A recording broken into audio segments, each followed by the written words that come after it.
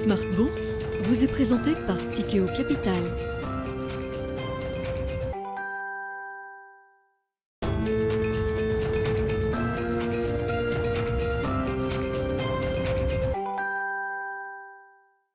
C'est reparti pour Smart Bourse, votre double dose quotidienne de marché en direct sur Bismart. Chaque jour à la mi-journée, 12h30, 13h. Et en fin d'après-midi, la grande édition pendant une heure à partir de 17h en direct, rediffusée à 20h sur Bismart TV.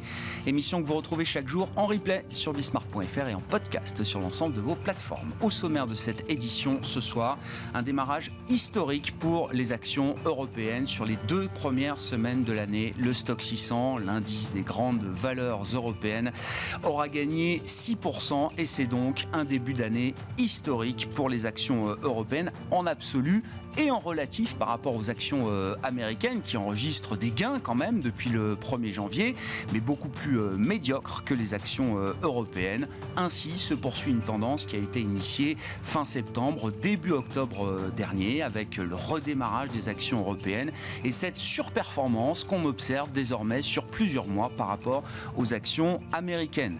Est-ce que les choses vont trop vite? Est-ce que les investisseurs baignent dans un scénario idéal? Est-ce qu'on est au pic Goldilocks de ce point de vue-là? Nous en parlerons bien sûr avec nos invités de Planète Marché dans un instant, alors que débute la saison des résultats trimestriels avec les premières publications des grandes banques américaines.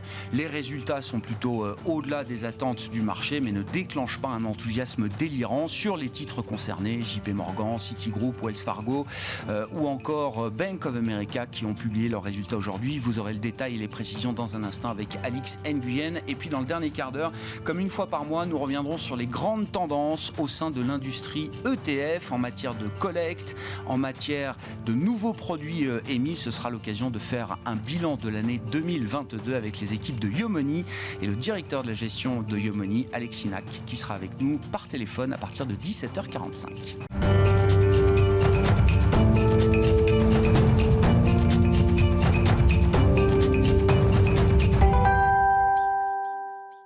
Et donc, le résumé de cette journée et de cette semaine à nouveau positif pour les actions européennes. Tendance, mon ami, avec Alix Nguyen chaque soir et la Bourse de Paris qui boucle une séance et une semaine dans le vert.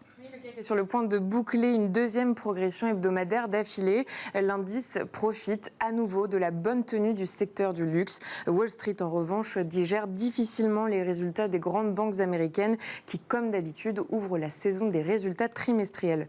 Wells Fargo voit son bénéfice chuter de 50% du fait d'une augmentation de ses réserves en prévision d'une dégradation de l'environnement économique. Son titre chute. A contrario, JP Morgan dépasse les attentes grâce à la bonne performance de sa division trading. La banque nous apprend cependant avoir augmenté ses provisions, là aussi en anticipation d'une légère récession. Son titre est en baisse. Même son de cloche pour Bank of America, dont le bénéfice dépasse les attentes. Le relèvement des taux d'intérêt par les grandes banques centrales a permis à la banque de bénéficier d'une meilleure rémunération sur les crédits accordés à ses clients.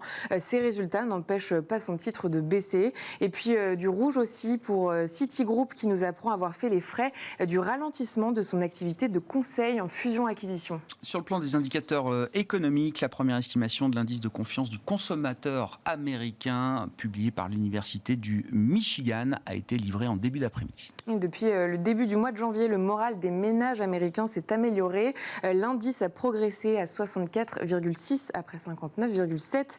La composante du jugement des consommateurs sur leur situation actuelle a elle aussi rebondi à 68,6 après 59,4 le mois dernier.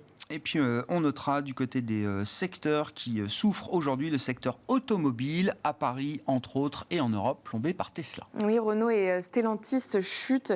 Tesla a en effet annoncé une baisse des prix de certains de ses modèles aux États-Unis et dans plusieurs pays européens, dont l'Allemagne et la France, ce qui pourrait contraindre les constructeurs européens à faire de même. À Francfort, Mercedes-Benz recule, BMW aussi. Et puis le Stoxx 600 de l'automobile signe la plus forte baisse sectorielle. Et puis un mot de l'agenda pour le début de semaine prochaine, Alix. Lundi, les marchés américains seront fermés à l'occasion de la commémoration de la naissance de Martin Luther King. On note enfin l'ouverture en Suisse du forum de Davos. Il s'étalera toute la semaine. Tendance, mon ami, chaque soir en direct, les infos clés de marché résumées par Alix Nguyen à 17h dans Smart Bourse sur Bismart.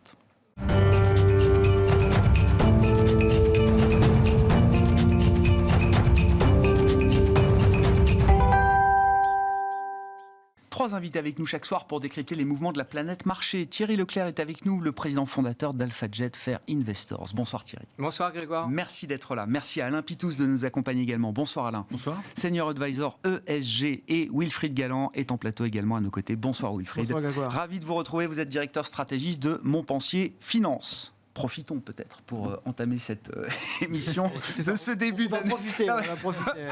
On a suffisamment souffert à la fin de l'année. C'est dur d'imaginer que les 50 prochaines semaines vont se poursuivre à ce rythme-là. Bon, en même temps, tout est possible. Non, mais je le disais, début d'année historique. À ce rythme-là, non. 1% de hausse en moyenne depuis le début de l'année pour les actions européennes par jour. Par jour. J'aimerais bien, mais là, non. Non, mais c'est ce que je disais en introduction, Wilfried, et vous êtes bien placé pour en parler, puisque ça fait quand même déjà quelques mois que vous faites partie de ceux qui êtes plutôt positifs, ou en tout cas qui signalaient un risque à la hausse, notamment sur les actions européennes. Ce qu'on vit depuis le début de l'année, évidemment, c'est spectaculaire. La puissance du mouvement réactivé depuis le 1er janvier est très, très spectaculaire. Mais encore une fois, je l'inscris dans ce qu'on a observé tout au long du 4e trimestre, à compter du 29 septembre précisément, qui a été le point bas du marché et du marché européen notamment.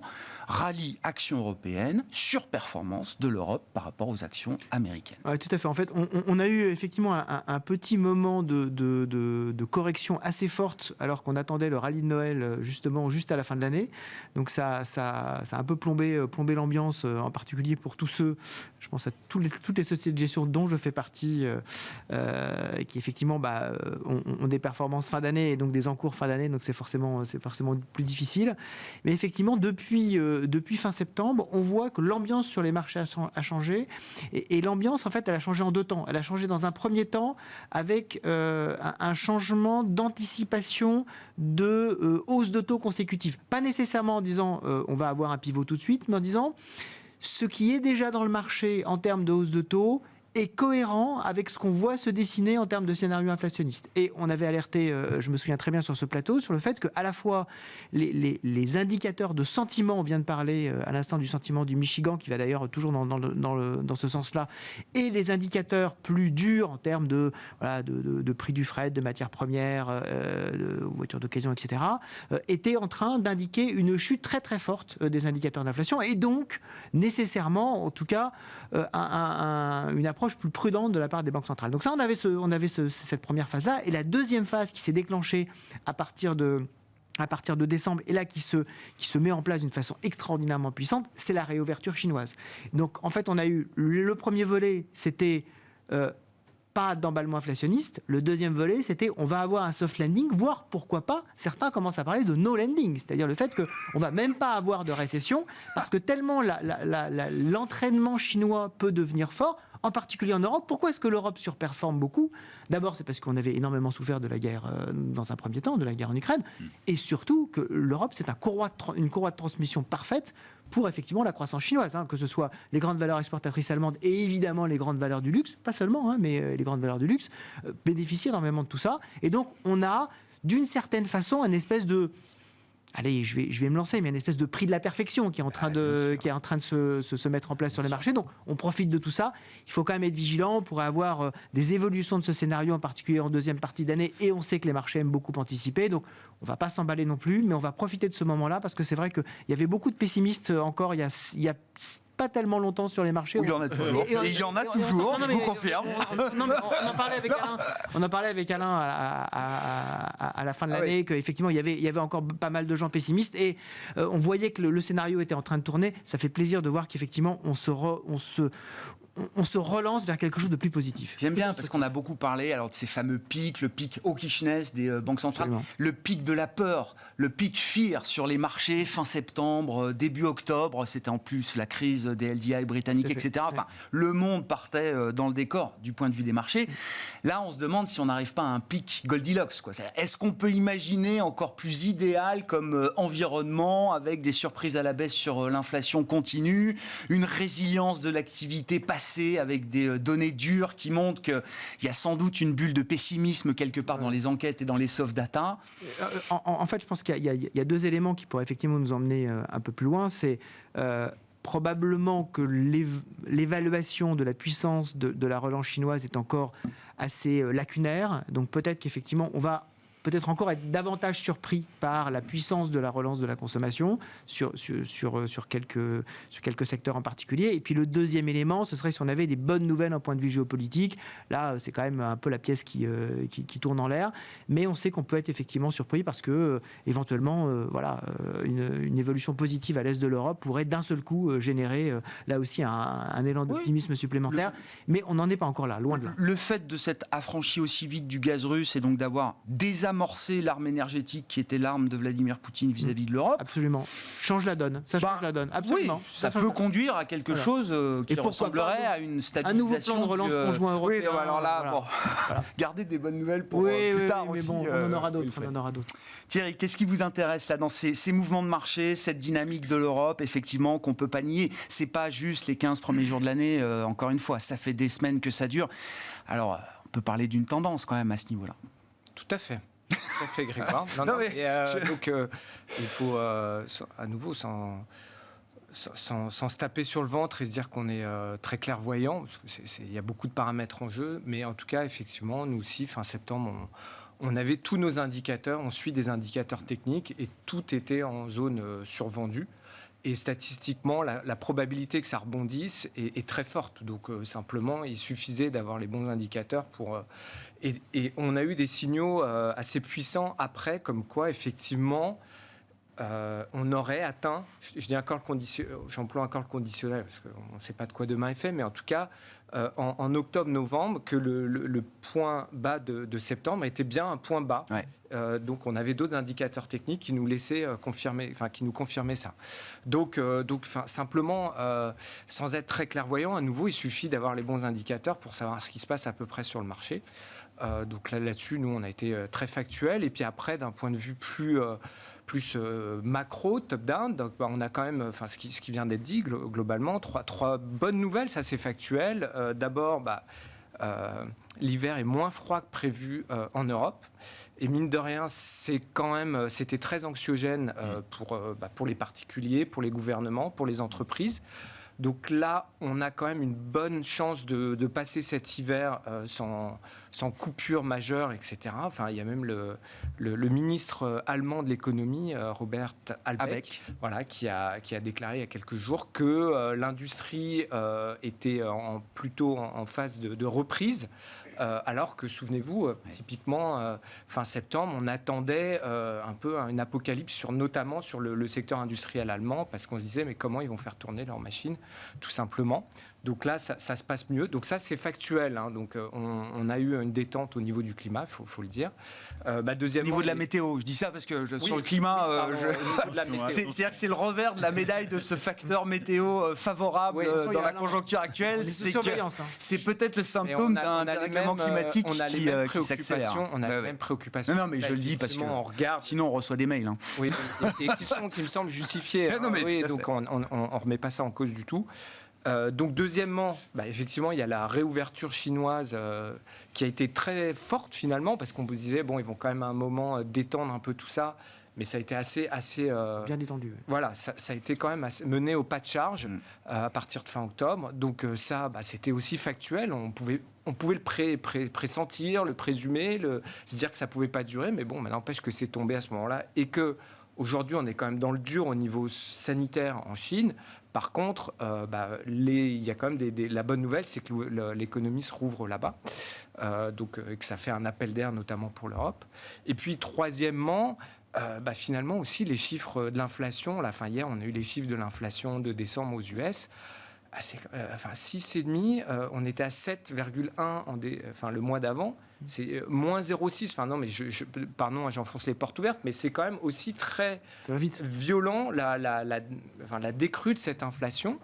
Et effectivement, on est d'accord aussi, on avait des éléments qui pouvaient laisser entendre que ça pouvait se passer comme ça, mais n'empêche que c'est printé et le marché ne peut que acquiescer, qu'être d'accord avec ce qui est printé. Là, il y a plus c'est plus des éléments anticipés, c'est factuel.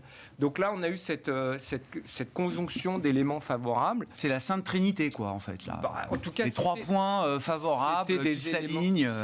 C'est ce que je pense majoritairement qui a fait que le marché se porte bien. Sur la surperformance de l'Europe par rapport au marché américain et même y compris en tenant compte des effets de chance qui désormais voient une détente du dollar et un renforcement de l'euro-dollar.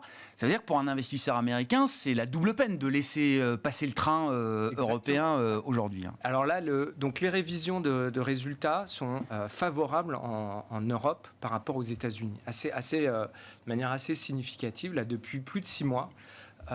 Donc on est en territoire négatif dans les deux, mais beaucoup moins en Europe qu'aux États-Unis. Et c'est concomitant avec ce qui s'est passé sur le secteur de la tech aux États-Unis, c'est-à-dire qu'à partir du moment où ce secteur a commencé à tousser, les analystes financiers ont dû mettre les mains dans le modèle. La tech, ça dépend si on inclut Tesla, Amazon, etc. Mais en gros, c'est un peu plus de 25% de la cote américaine. Nous, on n'a pas ça. On a suffisamment pleuré pour dire qu'on n'avait pas ça. Aujourd'hui, retour de balancier pour nous, et donc on souffre beaucoup moins qu'aux États-Unis, pour dire les choses clairement, parce qu'eux, ils ont ce secteur-là qui est quand même dans le dur. On en a parlé plusieurs fois.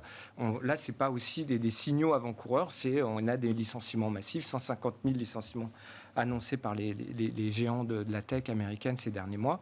Donc voilà.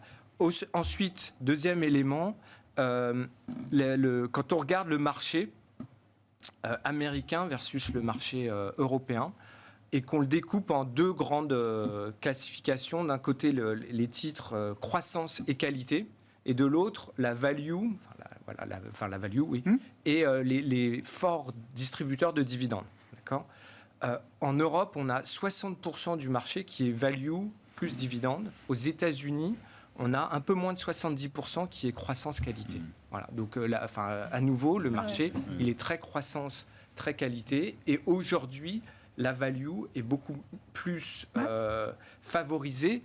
Et pourquoi elle est plus favorisée ? Parce que les taux réels, en fait, la corrélation entre les taux réels et la croissance depuis 2003 était de 86% aux États-Unis. D'accord ? Donc là, on est arrivé à la fin de ce mouvement, en fait, où la croissance n'arrêtait pas de se revaloriser un peu indéfiniment à mesure que les taux réels baissaient. Là, c'est fini et au contraire, c'est reparti assez violemment dans l'autre sens. Et donc, la croissance souffre. Et donc, le marché américain, qui est majoritairement composé de titres croissants, souffre, alors que nous, on est value. Et nous, pour le coup, c'est profitable, ce mouvement-là. Et je rajoutais un dernier petit élément, pour ceux qui se posent la question. En Chine et en Inde, on a 70% de valeur qualité et croissance. Et en Inde, on a 80% de sociétés qui sont croissance et qualité. Donc, c'est des marchés aussi qui sont très, très axés sur la croissance. Donc, le marché aujourd'hui, le mieux positionné dans ce contexte de marché, c'est l'Europe, clairement. Et d'ailleurs, le Russell 2000 monte. Le truc qui est spectaculaire, c'est que le Russell 2000 aux États-Unis, qui est beaucoup plus value, en fait, lui, il fait les mêmes performances que les marchés européens. Oui, la composition sectorielle des indices... Exactement.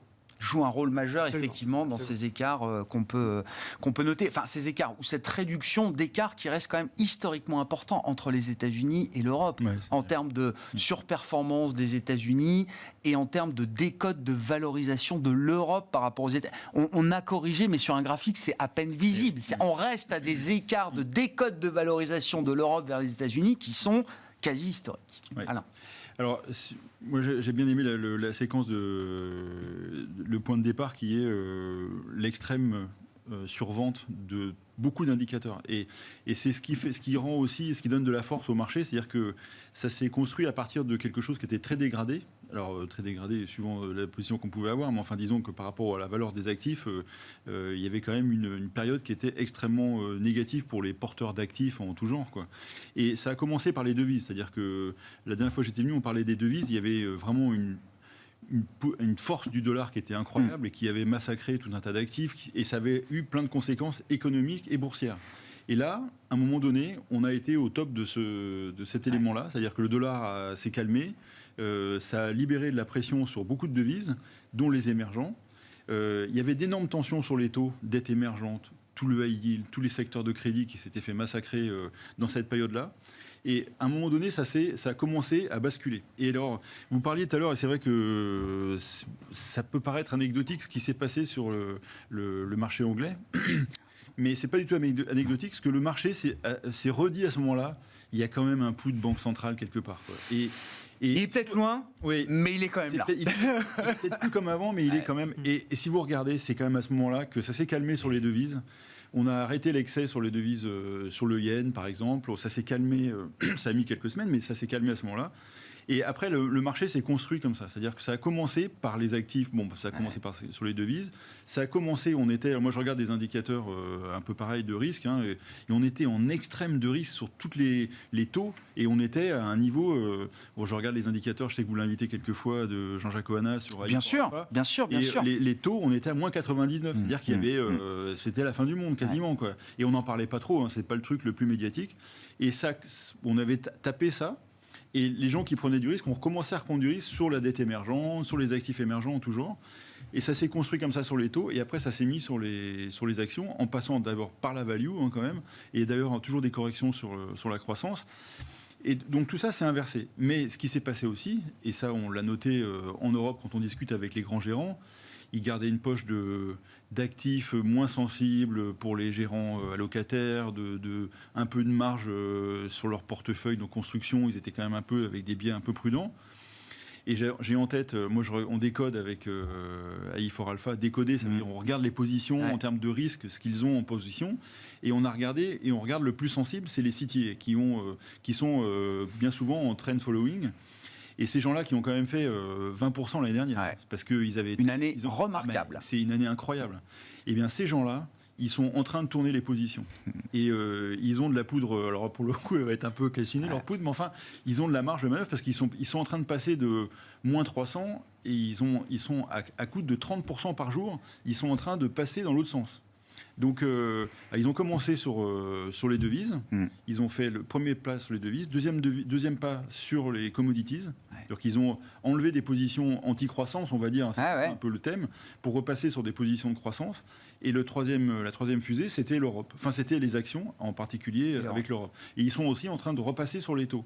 Et donc, on a comme ça des investisseurs qui étaient extrêmement sous-investis, qui sont en train de se réinvestir. Alors, c'est pour ça que moi, on regarde un autre indicateur, c'est l'indicateur de stress. On était sur un stress quasiment extrême, on n'était pas loin de 2 si on regarde les extrêmes de CTA, de AI4 Alpha.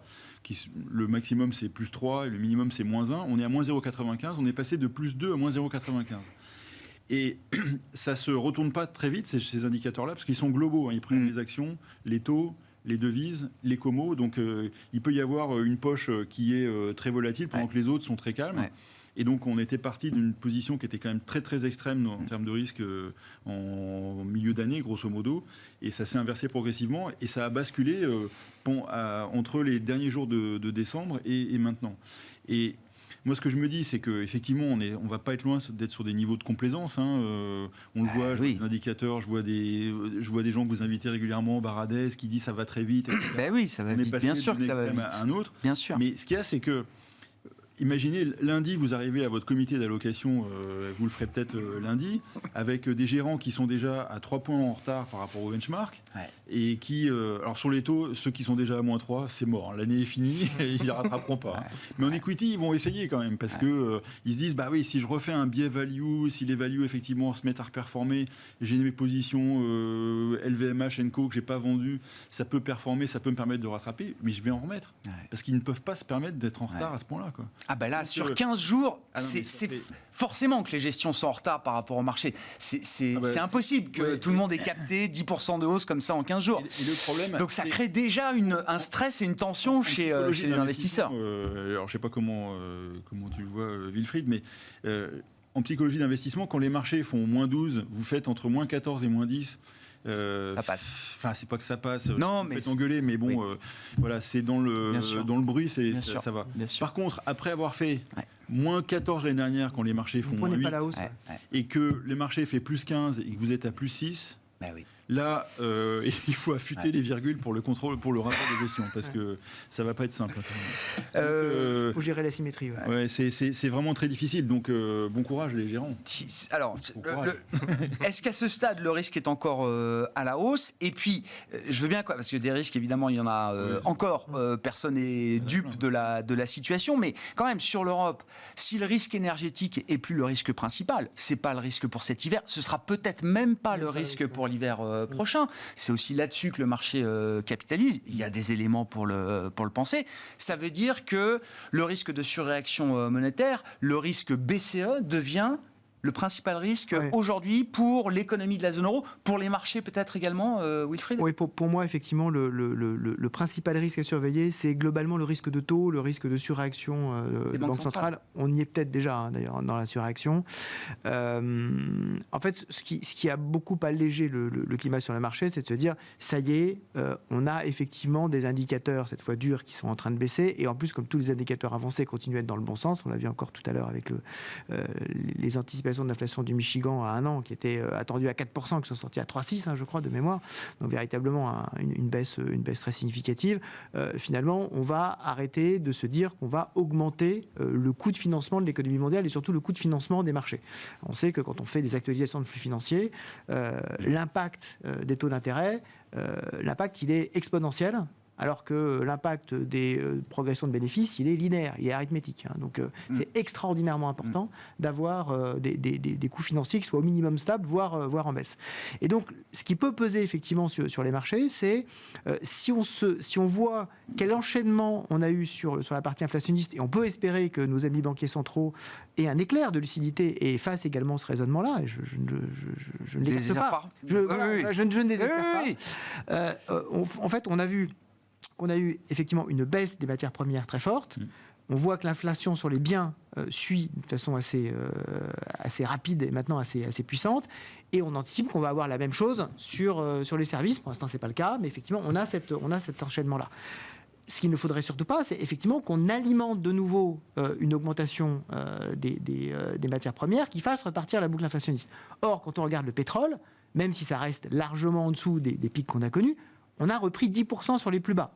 Rien d'inquiétant à ce stade, mais attention quand même. Et en fait, au fur et à mesure que la relance chinoise se déploie, la question qui se pose aujourd'hui, c'est est-ce que ça va être une relance par la consommation essentiellement, qui ne va pas aller taper nécessairement la partie infrastructure à l'ancienne, comme savent le faire les Chinois, en disant de toute façon, je vais aller faire des ponts, des routes, des buildings, c'est bon, je suis vacciné, je ne vais pas le faire. Mais s'ils le font quand même, parce qu'ils veulent absolument arriver à avoir des chiffres de croissance qui montrent, et je pense que politiquement c'est majeur pour eux, que le modèle chinois reste le premier modèle et que leur objectif en 2049 d'être la première puissance mondiale est toujours atteignable. Alors qu'on a commencé à avoir des notes disant que vous n'y arriverez jamais.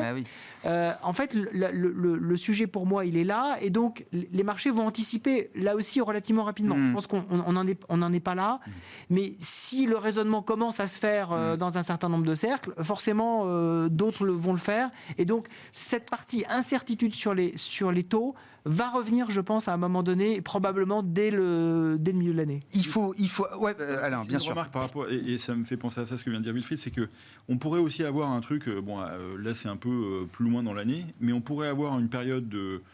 Si le marché se construit comme je pense qu'il est en train de se construire, on pourrait avoir des indices de large cap qui restent, on pourrait avoir, mettons, le CAC aux alentours de 7000, entre 6800 et 7200, mais un rattrapage de tout un tas d'actifs qui sont à la bourre de manière incroyable. Tout le small mid côté, qui est quand même le cœur de beaucoup de portefeuilles, qui a quand même vraiment souffert depuis 18 mois, pourrait compenser avec un marché qui visuellement serait un peu, vous savez, en tendance à plat, un peu comme ça arrive parfois. On peut faire avec des rotations très fortes à l'intérieur.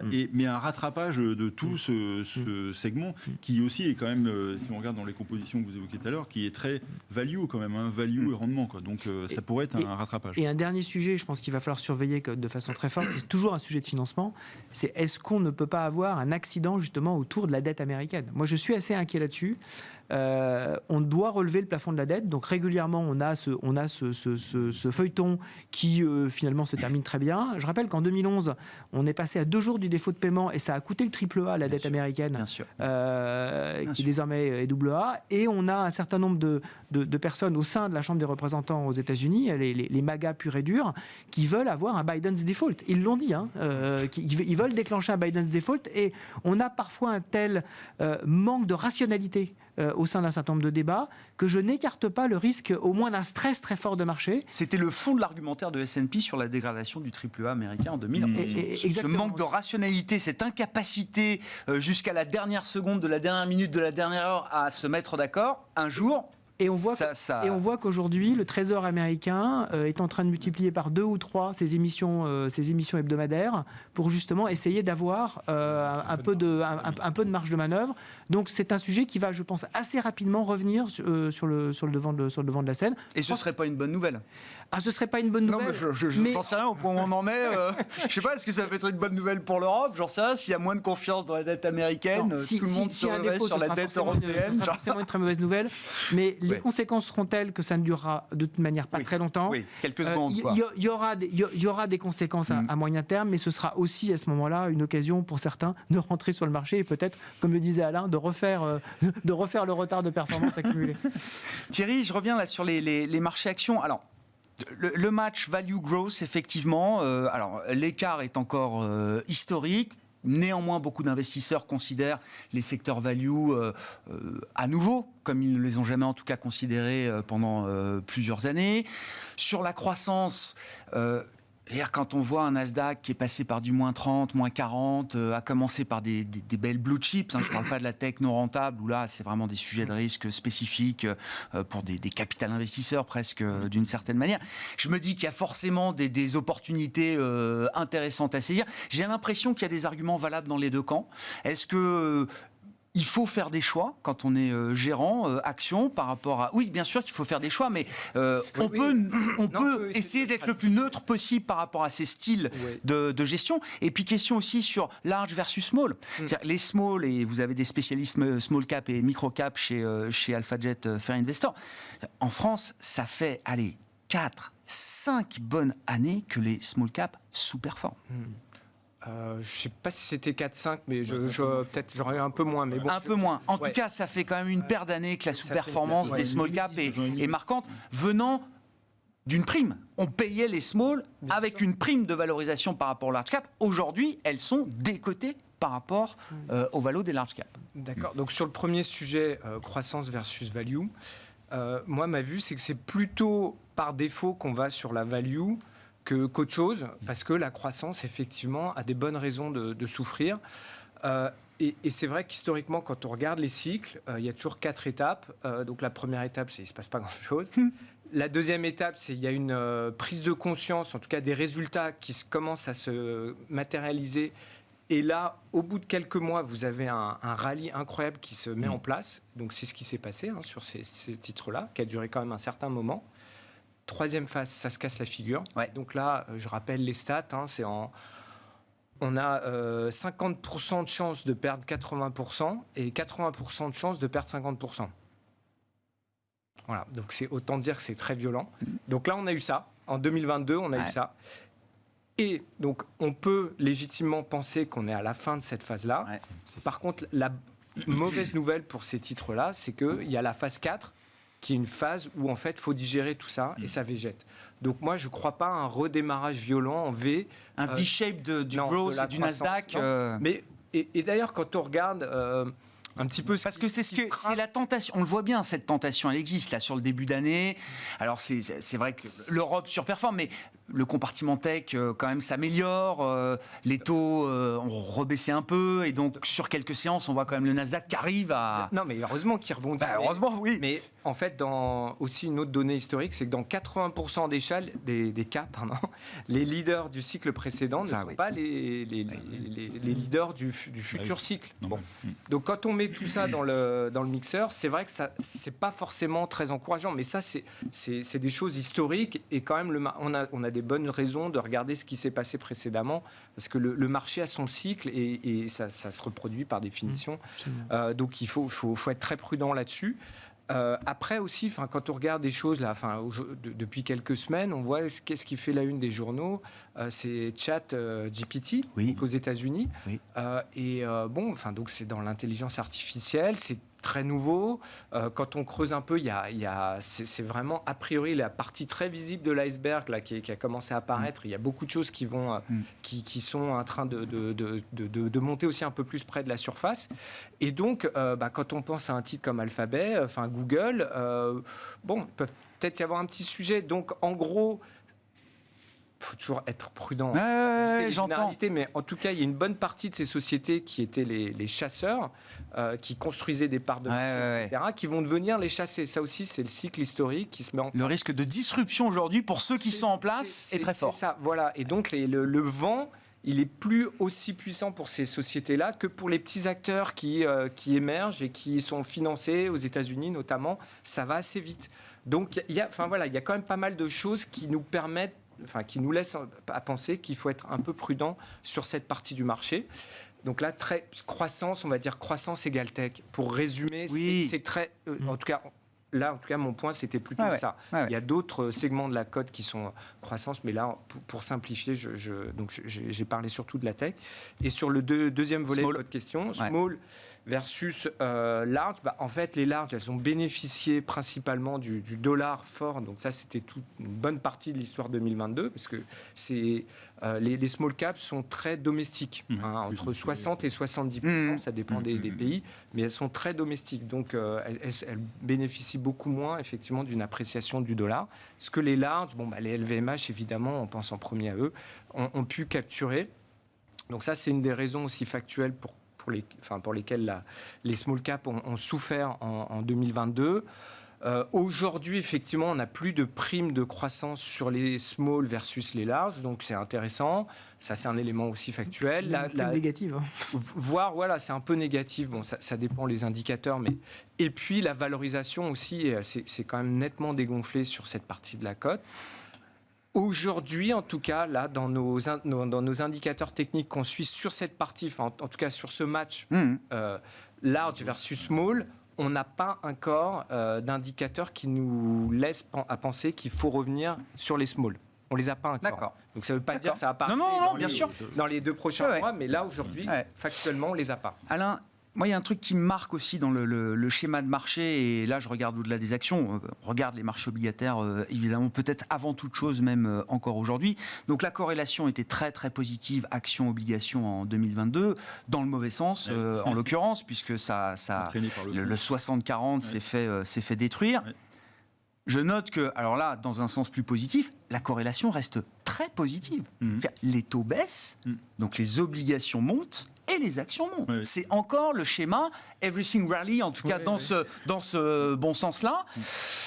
Est-ce que c'est une corrélation tenable encore là sur 2023 ? Parce que là, encore une fois, ça va dans le bon sens, donc tant mieux. Mais si cette corrélation positive reste aussi positive dans des mouvements de baisse, ça fait mal des deux côtés à chaque fois. Oui, vous évoquiez le 60-40 qui a fait sa pire année depuis 1900, je ne sais pas combien, donc 37 ou je ne sais pas quoi.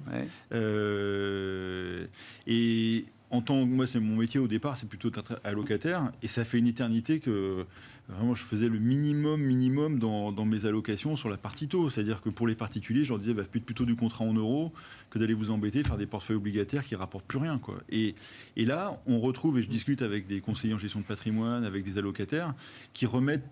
Alors, ils étaient, les gros allocataires, ils avaient forcément une position obligataire, mais ils remettent du risque obligataire, et les particuliers reviennent sur des fonds à échéance. Donc, c'est plutôt un moment obligataire, quand même, il y a une opportunité qu'on n'a pas vue depuis... franchement, vous regardez, en construction de portefeuille, c'est intéressant. Alors après, je ne dis pas d'aller faire du 40 ans paiement partiel sur de la dette argentine, mais... du 100 ans autrichien. Voilà, du 100 ans autrichien qui existe encore. Évidemment qu'il existe encore. Il a été émis il y a quelques années à peine. Il n'a pas eu de défaut. Il n'a pas été rappelé, je crois. Non, il n'a pas été collé. Non, mais c'est... donc ça peut durer un certain temps. Parce que, et ça aussi, il ne faut jamais l'oublier, on est quand même assis sur un marché qui génère de l'épargne. On est sur un monde qui génère de l'épargne. Alors... la problématique sur les taux des banques centrales, il y a 2 erreurs qu'elles peuvent commettre. Hein. C'est de mal agir sur les taux, c'est-à-dire aller peut-être un peu trop loin. Effectivement, je pense qu'il faudra faire attention à un moment donné. Et puis le truc qui passe un peu moins, qui est un peu moins populaire, qu'on entend un peu moins discuter, c'est le niveau des banques centrales, le niveau des réserves des banques centrales, qui baisse à des vitesses historiques. Et le problème, il est plus important, la liquidité, que le niveau des taux. Parce que quand vous avez un business, quand vous pensez que vous allez créer une chaîne de production qui va vous rapporter énormément d'argent, si les taux sont à 3, 3,5, bon, ça vous embête ça, en termes de rentabilité, c'est pas terrible. Mais quand vous n'avez pas le premier euro pour faire ça, eh ben, le truc s'arrête, quoi. Donc voilà, je pense que c'est le deuxième risque des banques centrales, c'est qu'elles aillent peut-être un peu trop loin sur leur bilan. Voilà. Parce qu'il faut bien réfléchir à cette idée, puisque le pricing de marché est persistant et même s'accentue encore. L'idée que la Fed va très vite rebaisser ses taux après avoir atteint son taux terminal au cours du deuxième trimestre. Peut-être, alors ce qu'on appelle le pivot. C'est pas juste 50 BP que le marché attend. Là, je regardais le pricing, c'est 200 BP de baisse de taux à fin décembre 2024. Oui, c'est-à-dire que c'est pas juste un petit ajustement de cycle de 50 points de base. Non, le marché voit une baisse continue des taux américains partant de 5 pour arriver à 3 fin décembre 2024.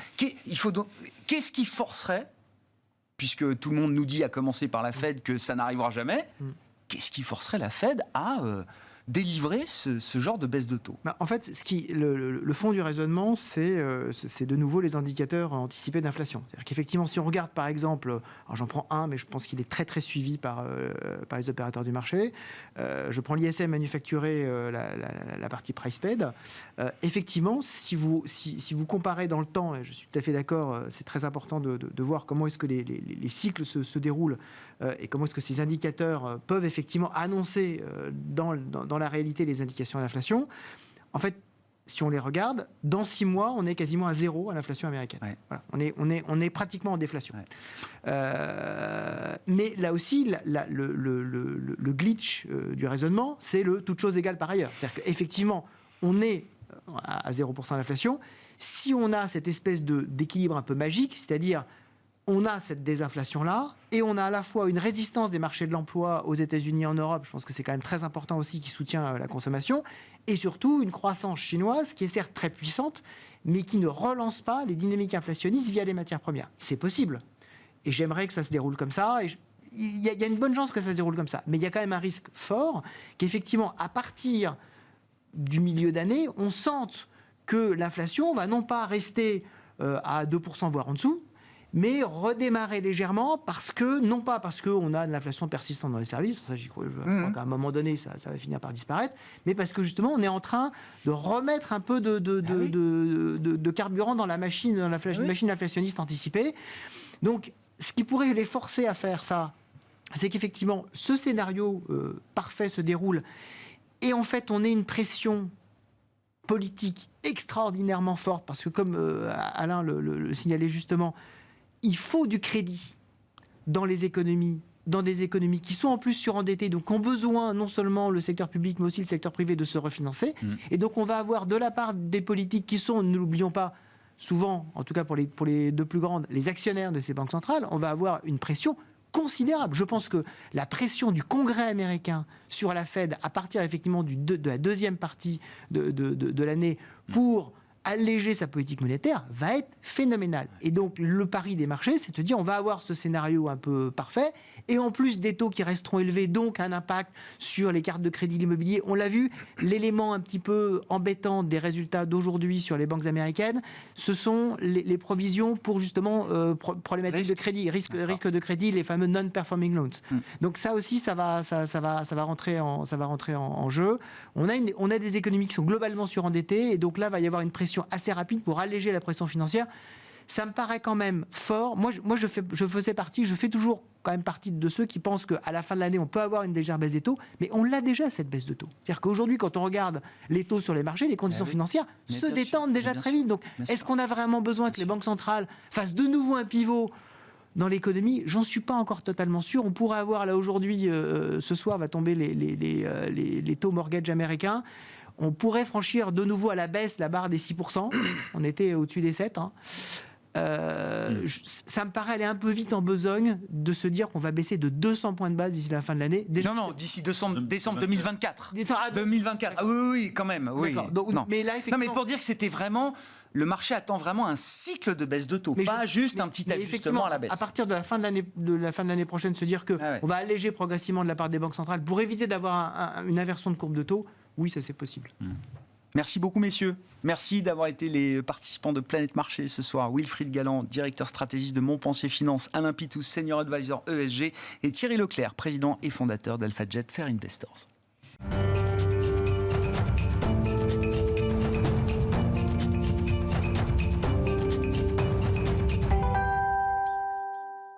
Le dernier quart d'heure de Smart Bourse chaque soir, c'est le quart d'heure thématique. Une fois par mois, le deuxième vendredi du mois, nous faisons le point sur les dernières tendances au sein de l'industrie ETF avec l'Observatoire ETF dont nous fait profiter Yomoni et son directeur de la gestion, Alexis Nac, qui est avec nous par téléphone. Bonjour et bienvenue Alexis.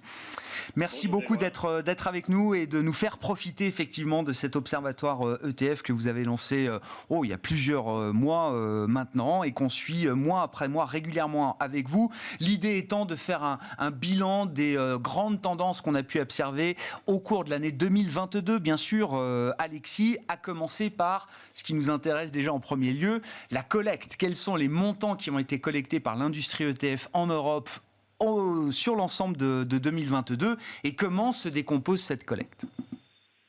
Alors, les ETF, la collecte en ETF a très bien résisté au marché turbulent qu'on a connu cette année, puisque les ETF ont collecté 75 milliards d'euros sur l'ensemble de l'année.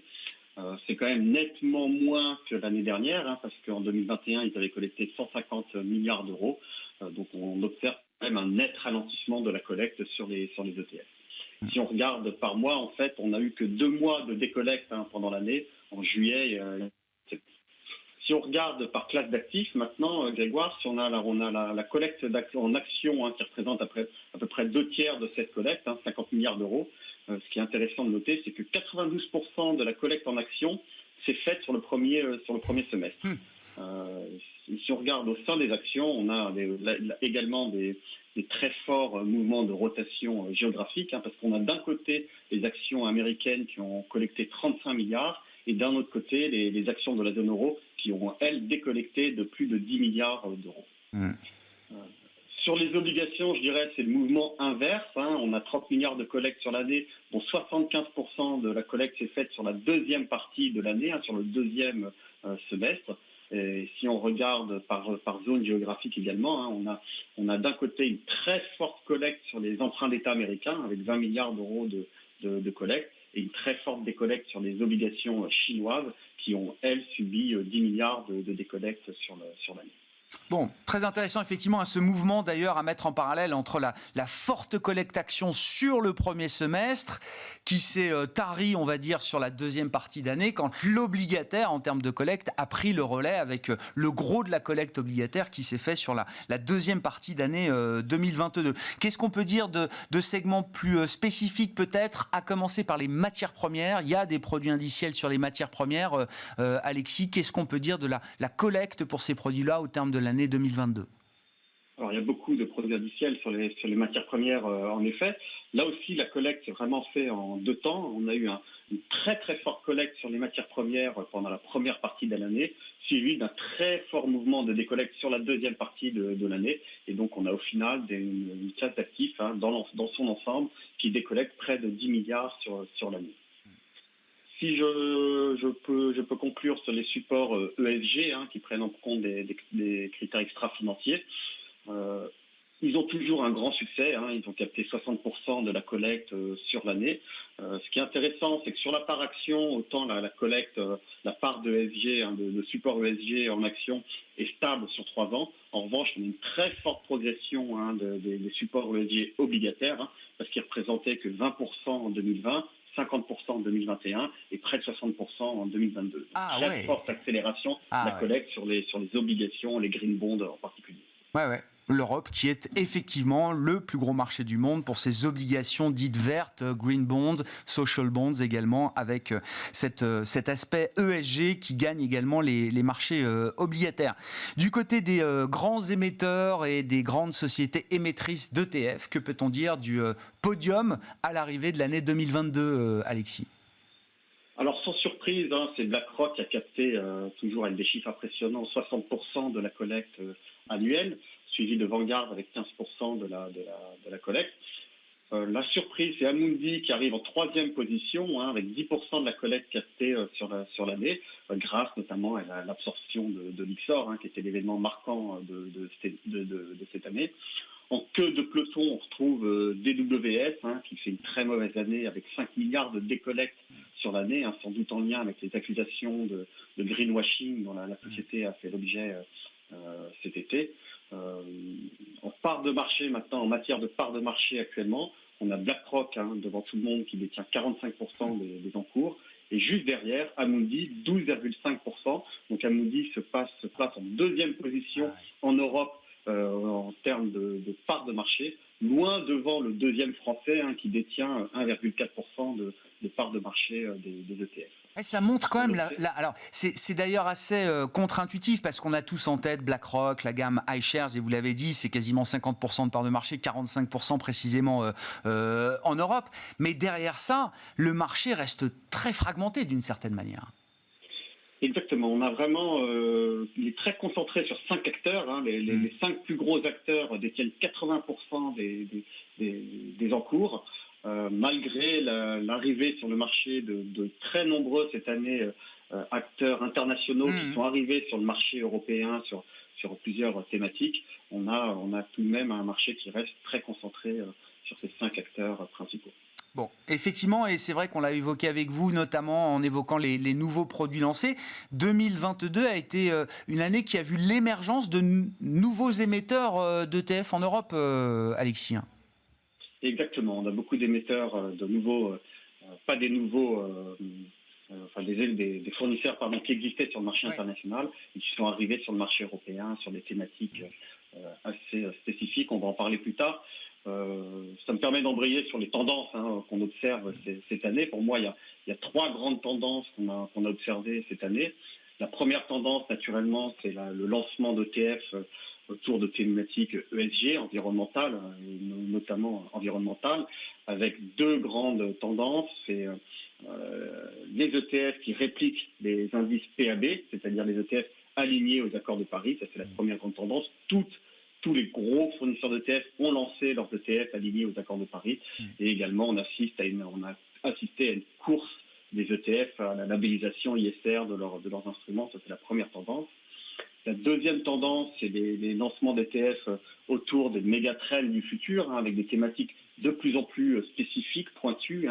Je peux citer la bionique, la génomique, la santé en ligne. Donc on voit qu'on est vraiment sur des micro-thématiques extrêmement pointues qui viennent justement de ces nouveaux acteurs dont on a parlé. Et plus récemment, on a des ETF, on a eu beaucoup d'ETF, de lancements d'ETF conformes aux valeurs religieuses. On a HSBC qui a lancé une gamme d'ETF conforme à la finance islamique. Elle a même lancé une gamme d'ETF conforme à la finance islamique et ESG. Donc on combine maintenant les thématiques à la mode. Et on a Globalix qui a lancé, elle, une gamme d'ETF conforme aux valeurs catholiques. Très intéressant, effectivement, ces ETF conformes aux différentes valeurs religieuses qui font partie des tendances que vous avez pu identifier en matière de nouveaux produits au terme de l'année 2022. Que peut-on dire de l'analyse que vous faites de la situation de marché chez Yomoni, Alexis, et de la manière dont vos stratégies, vos fonds sont positionnés pour le compte des clients. C'est vrai que le mouvement de redémarrage des actions européennes date d'il y a quelques mois maintenant, mais ce début d'année reste quand même spectaculaire et restera même historique, je le rappelle, sur les 2 premières semaines de cette année 2023. Jamais la performance des actions européennes, si on prend le Stoxx 600 comme référence, n'a été autant positive. On a gagné 6% sur l'ensemble de ces 2 premières semaines. Ça n'est jamais arrivé dans l'histoire des actions européennes. Et ça tombe bien parce que nous, on avait réaugmenté notre appréciation au risque en début d'année. On est un peu plus positif que ce qu'on a été ces derniers mois, notamment bien sûr parce que l'inflation, la baisse de l'inflation, la décrue de l'inflation aux États-Unis et maintenant en Europe avec la baisse des prix de l'énergie est naturellement une très bonne nouvelle pour l'activité et pour la visibilité sur la politique, les politiques monétaires par les banques centrales. On est toutefois, pour l'instant, resté dans une position neutre, parce qu'il y a quand même des risques qui persistent, et notamment les effets décalés de l'inflation, justement, qui pourraient avoir des effets sur l'activité, sur les résultats de l'entreprise, et la situation en Chine qui reste préoccupante avec la forte augmentation des infections au Covid, qui pourrait, au pire des cas, réengendrer des problèmes dans les chaînes de production et voire réengendrer des problèmes d'inflation à un peu plus long terme.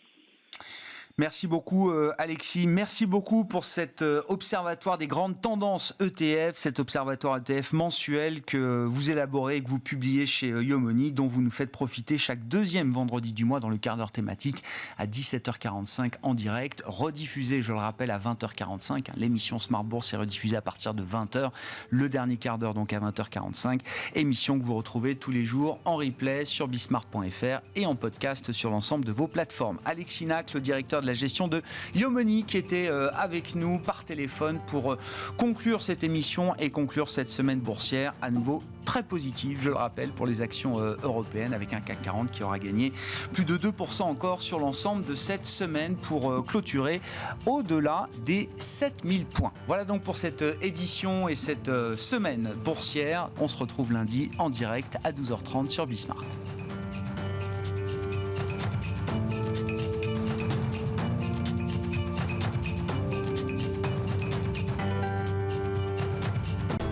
Smart Bourse vous a été présenté par Tikeo Capital.